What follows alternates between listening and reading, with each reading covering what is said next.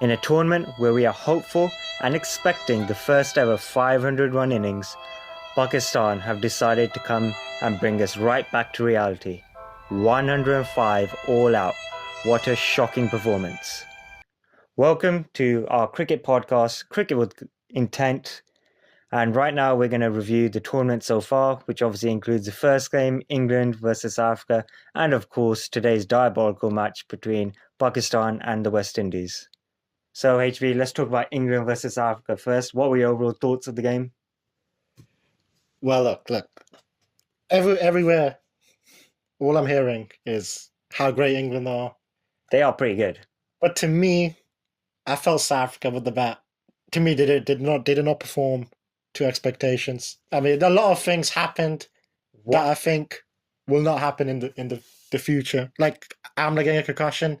True. That's just not going to happen, right? That's a rare occurrence. The run out.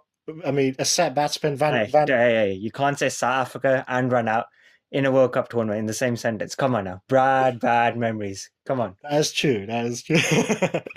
But look, I think South Africa had a real good chance to win that game. They played really well for half of that game. The bowling innings, they played really, really well. They held them down to a modest 311.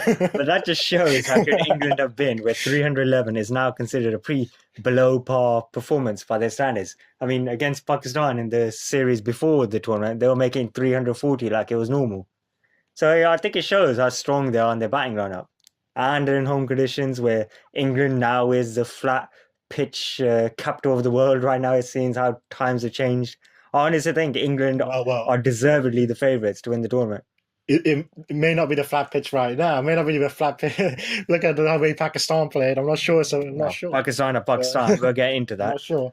But so what are your overall thoughts for England? Because I think they're really absolute in top form. They don't really have much weaknesses right now. Like that ODI series of Pakistan before the tournament, if nothing else, it's achieved Ben Stokes being in top form or in pretty good form. He made a really good score yesterday, a fantastic catch. I mean, what did you think about that catch, by the way? We got to talk about that.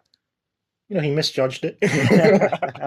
he misjudged the fly of the ball, you know. He did actually admit it should have been a much easier catch than what it turned out to be. He was in the wrong position. It's quite similar to like the Pollard catch in IPL where Reina hits it to him on the boundary and he comes forward. He has to jump up when he could just gone backwards and taken it comfortably. Look, it's a great catch. It's a great catch. I'll give him credit. He played really well. Yeah, he had a great game. For entertainment purposes, I think he did the right thing in going for the diving, left arm, flying catch, diving backwards. It was an unbelievable catch. Definitely one of the best in World Cup history, I think. Yeah, it probably won't be beaten this tournament, most likely. But I think the biggest thing, coming into the tournament, the only weakness really was the bowling. Yeah. And Jofra Archer, is looking like a world-class bowler. Yeah, looks great. He came in, made an instant impact, knocked Amla out with a concussion, knocked him out for 30 overs or whatever it was. Took another, I don't know, probably 3 wickets, I believe. Yeah.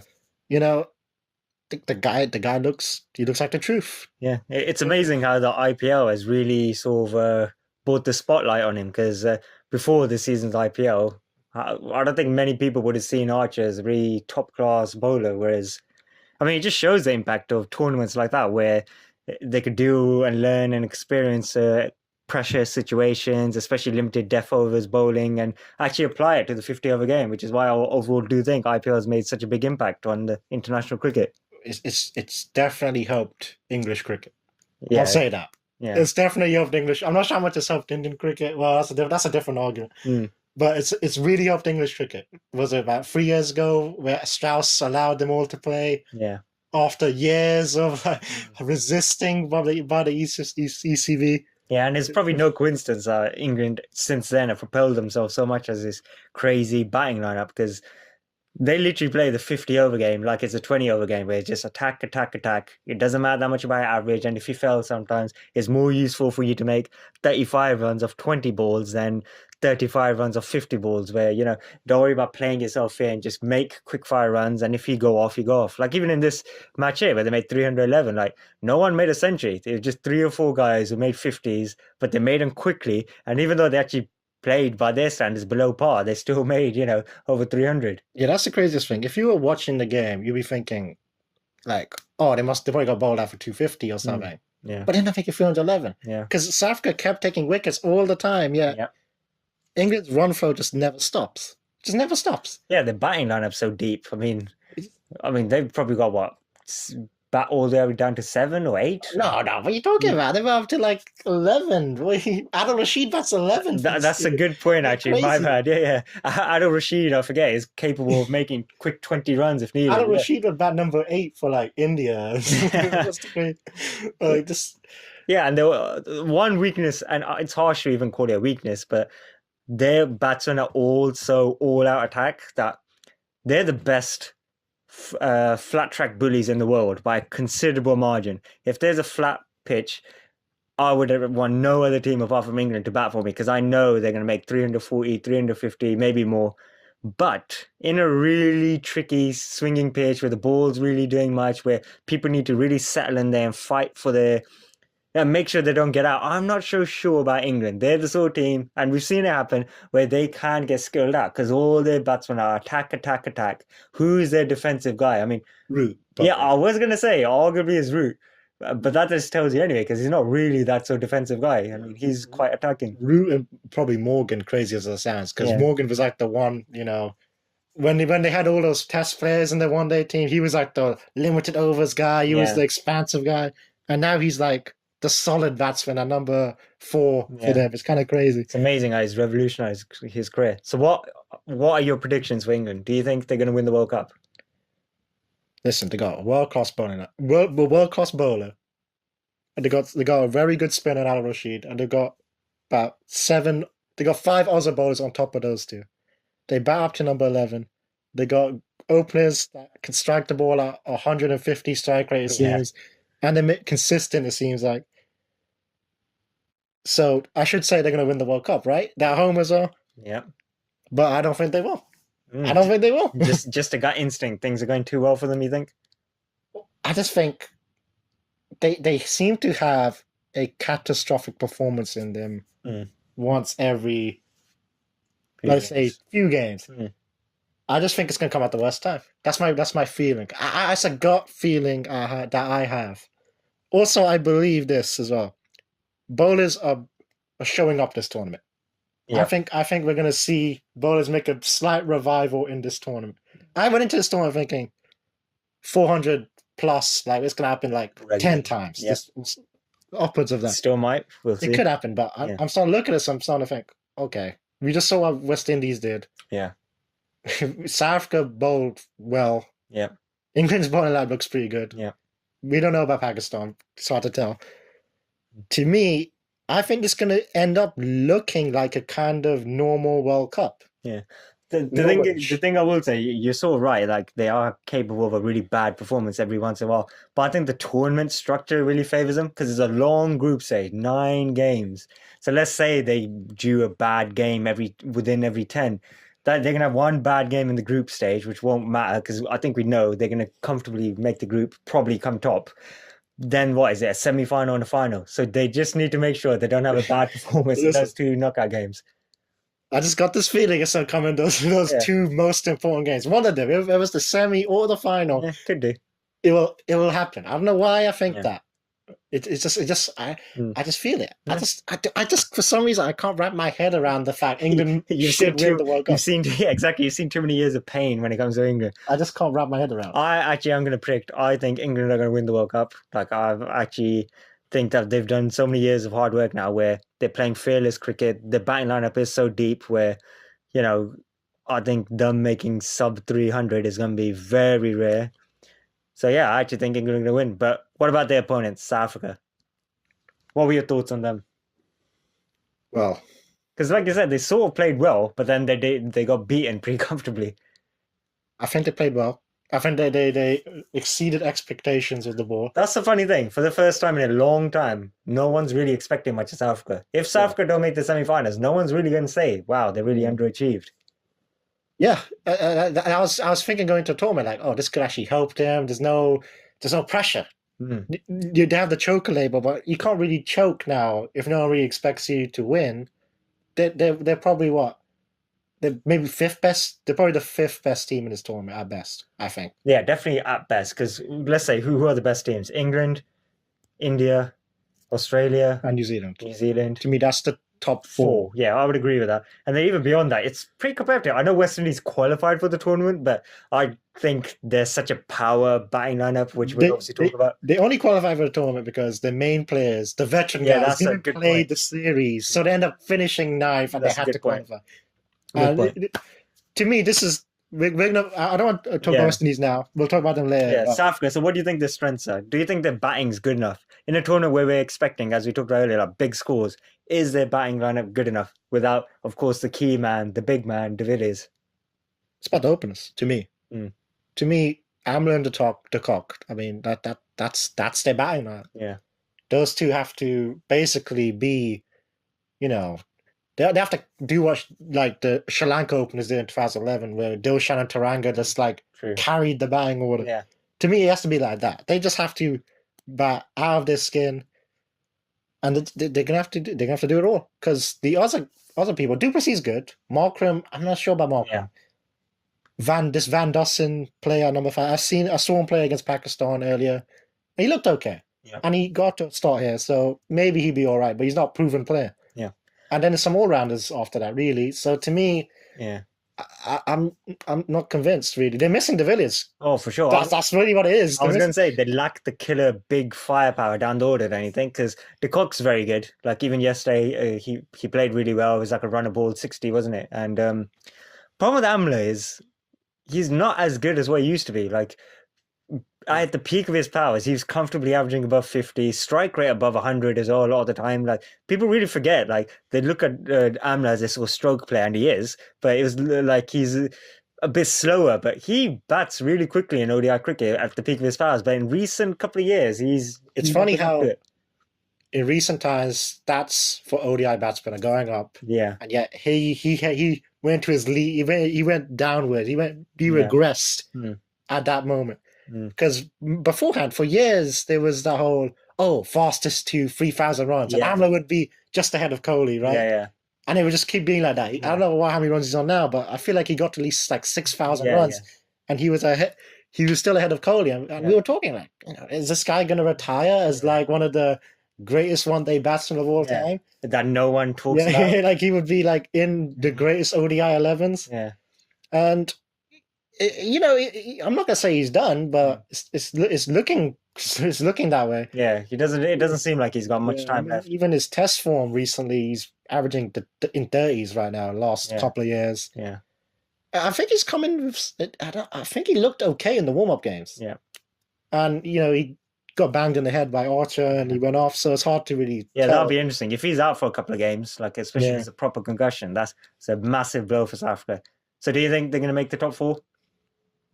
No, I don't. I actually felt this was an important game for them. Yeah, I agree. I don't think they're going to make the top 4. As we mentioned earlier, India, England, Australia, New Zealand are the best 4 teams. West Indies, obviously, have got off to a good start. I think they're very good. Bangladesh are very underestimated. They're pretty good. Afghanistan as well. So I think it's going to be really tough for them. Speaking of which, today's game, we opened up with it briefly. West Indies and Pakistan.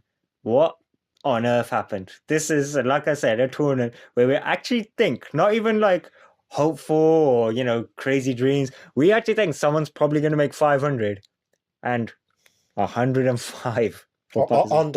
On the flattest pitch Yeah, in the world, Trent Bridge, where Yeah. England's made 481, yeah, and I feel like Pakistan made like 300 plus on this pitch. I'm not sure if in the recent series, I think Yeah. they did play at Trent Bridge and made 300 plus. yeah, absolutely.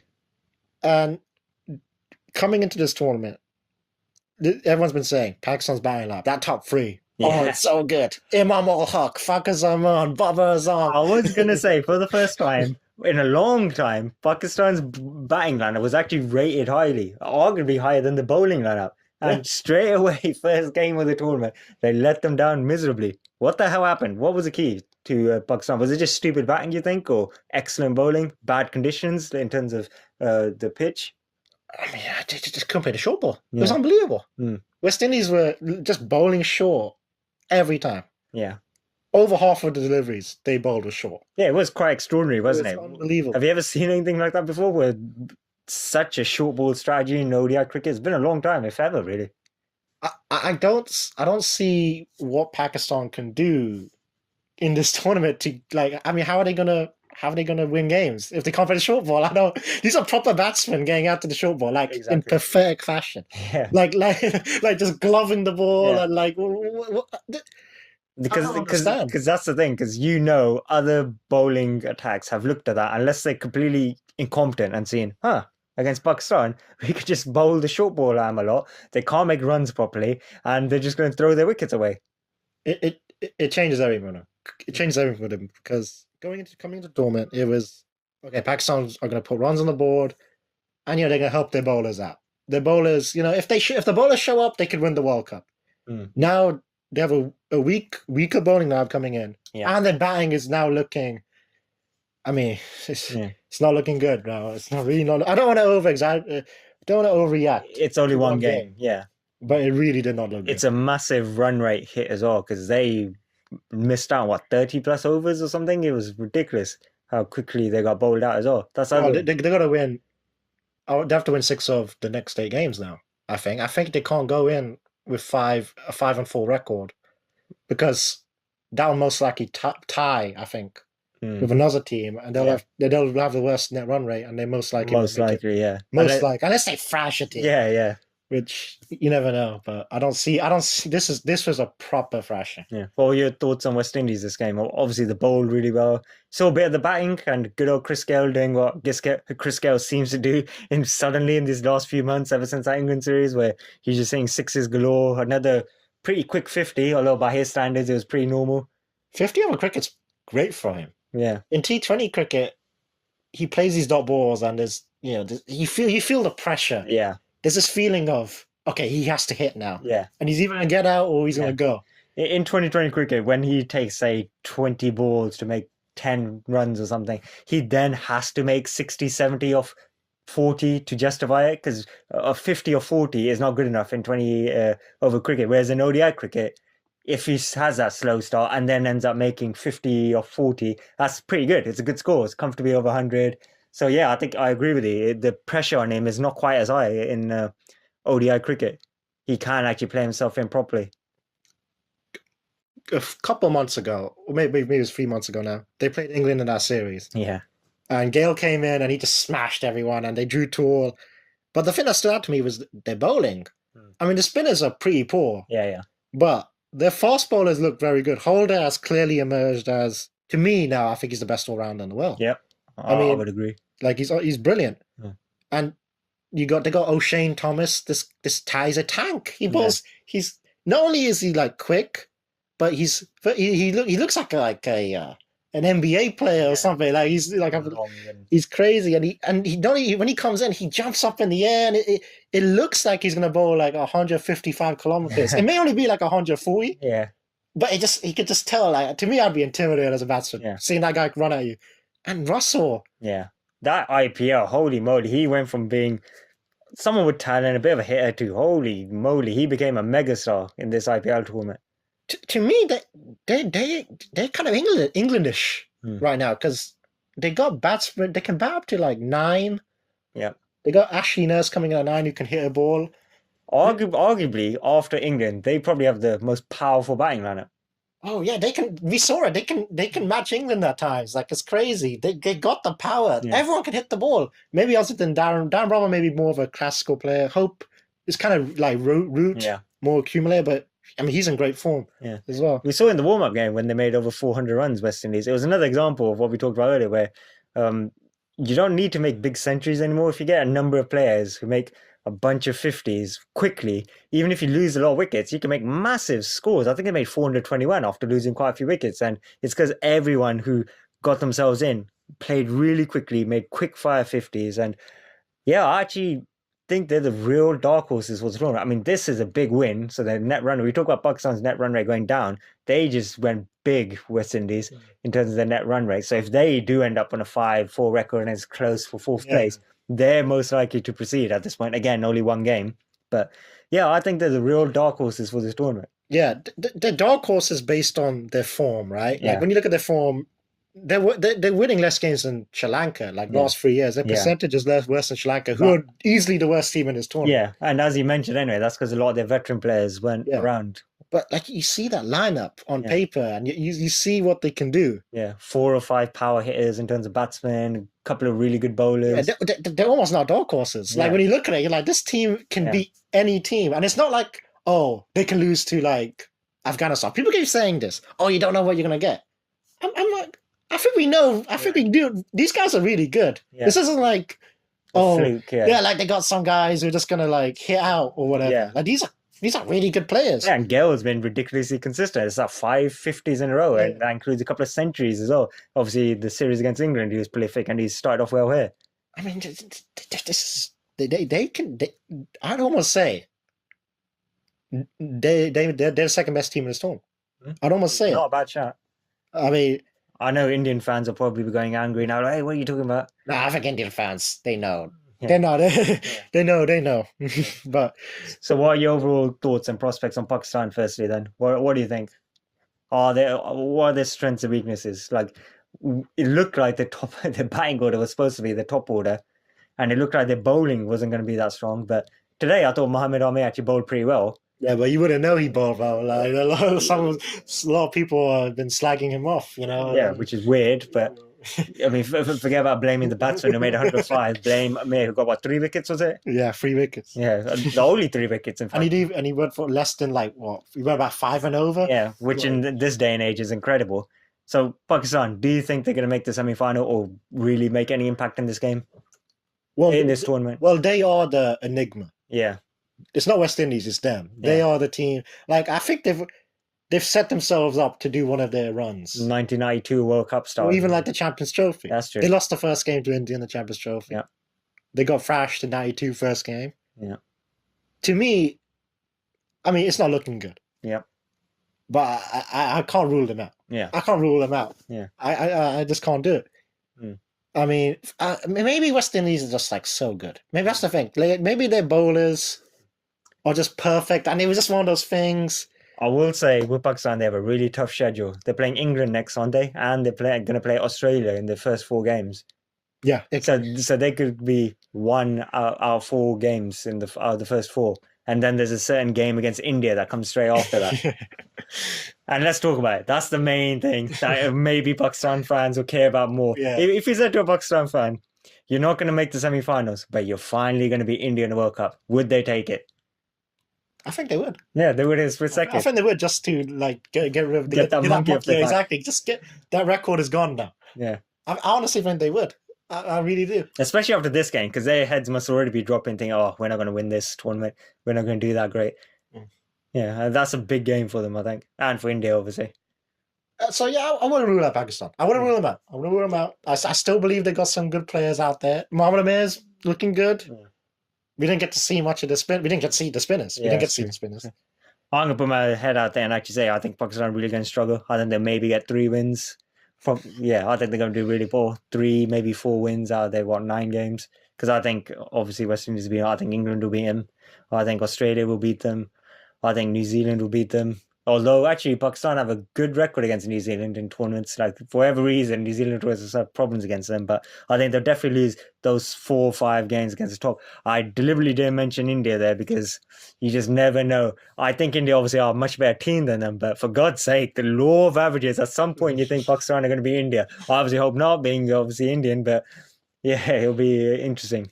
But yeah, West Indies. Do you think then? What do you think is what is your prediction for them in this tournament? I think they'll make the top 4. I think they'll make the semis. Okay. I don't think they'll win for some reason. I just don't think. I just don't see it. I Yeah. think they'll run into a team that I just for some reason I can't see it. I can't see West Indies winning it. Mm. Like I can see them being maybe. I can see even topping the group stage. I can see it happening. But for some reason I feel like they're just a team that's capped at the semi-final. Mm. I don't even see them making the final. I think they'll run into a team in the semi, maybe a team like Australia or something, and they'll fall short. Mm. But to me, they will be the entertainers of the World Cup.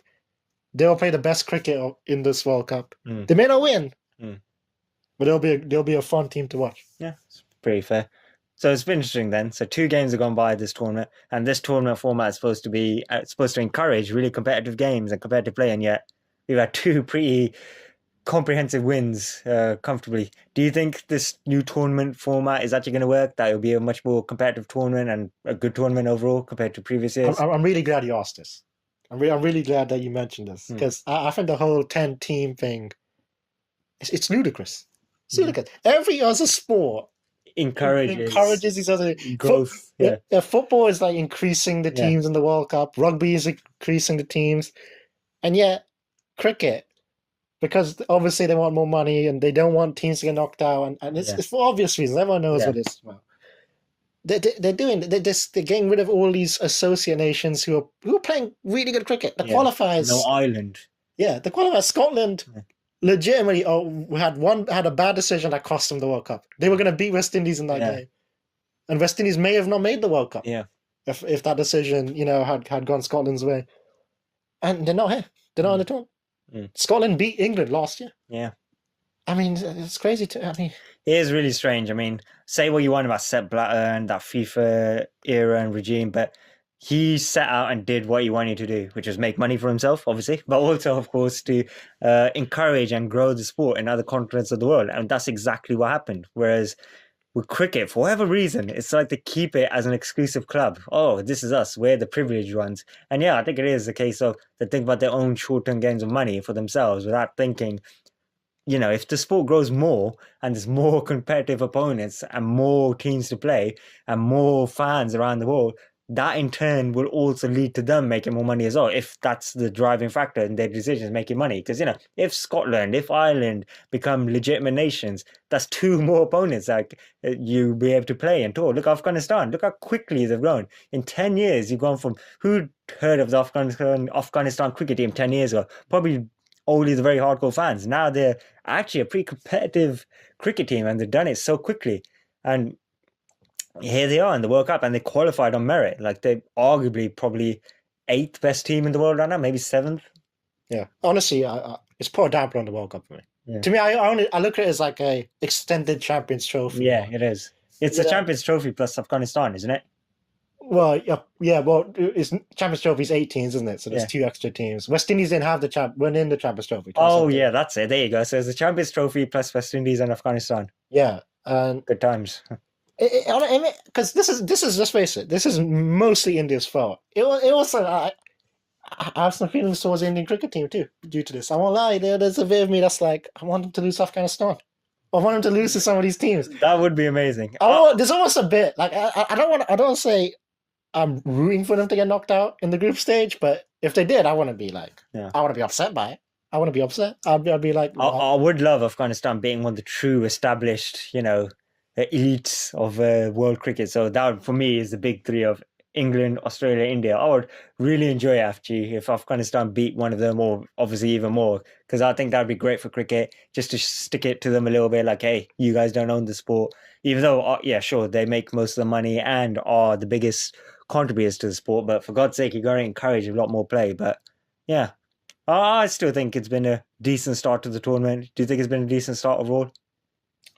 I wouldn't say it's been a bad start. I think there's been some pretty good cricket. Yeah. The fans have shown up. Yeah, it was a good atmosphere at the England game. Yeah. One thing I say is England winning is good because I think you want the casual cricket fans. You want the English people to be like into this, right? Yeah. You want them to fill the stadiums. Yeah. You want the atmosphere you want to be like 2005 Ashes. It may not be that crazy. Yeah. But you want them to believe. Yeah. You want them to actually show up. It would become that way if they reach the semis and finals. Yeah. I mean, it'll grow the game in this country. I mean, cricket's kind of I wouldn't say it's not a dead sport, of course, but globally, it's very stunted. It's very stunted in terms of its growth. Yeah. In this country as well, because it's a rich people's sport amongst certain areas of this country. Yeah, that's true. Yeah, I think that's a pretty good point to stop at for now. I think just to let everyone know, we're going to be doing regular episodes of Cricket with Intent. I think we're aiming to do these daily, where we'll talk about all of the matches that get played. We're going to do a preview episode as well, do our predictions for most runs, most wickets, and where every team will actually finish in the group and who will win the tournament overall. So if you did enjoy this podcast, do hit that like button, that subscribe button, and we hope to see you again. Thank you very much.